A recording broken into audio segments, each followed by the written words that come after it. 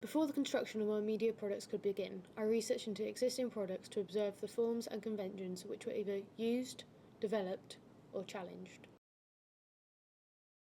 Regarding research for my music video, I began looking at Andrew Goodwin's Dancing in the Distraction Factory, in which he describes a list of conventions and characteristics one would expect from a music video. Goodwin's first point states that music videos should demonstrate genre characteristics, which in my case is the indie genre.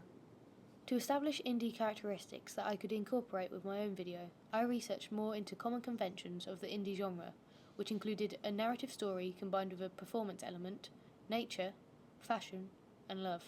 In my music video, I decided to use a narrative format in which I also expressed the theme of love. I believe I developed upon the convention of love as I also explored heartbreak as well, through the use of transitions.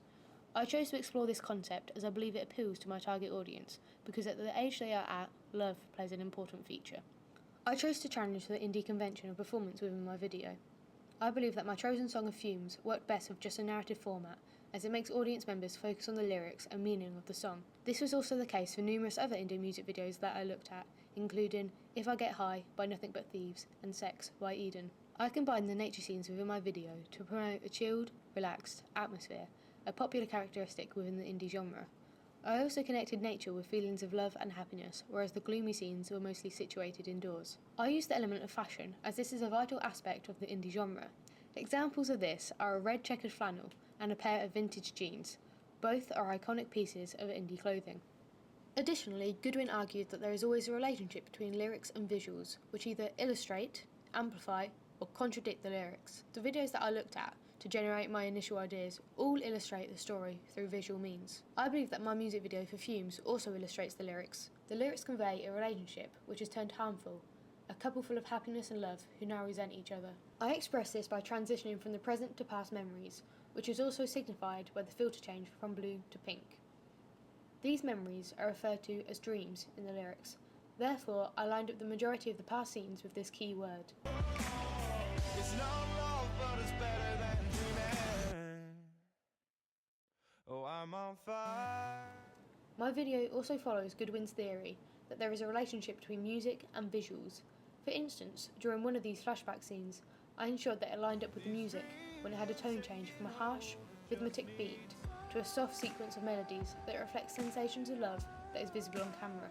On the other hand, my music video subverts a few of Goodwin's theories, as I don't include intertextual references and the female in my video isn't sexualised. By looking at existing products of CD digipacks, I was able to discover what codes and conventions were apparent in the designs. Through analysing JP Harris in the Tough Choices album I'll Keep Calling, I got to understand aspects of the design as well as acknowledge what elements were incorporated to be aimed at their demographic. Moreover, I analysed several other digipacks to establish conventions. The conventions were the artist name, album title, track list, image of artist, barcode, additional detail, artist name and album title on spinal digipack.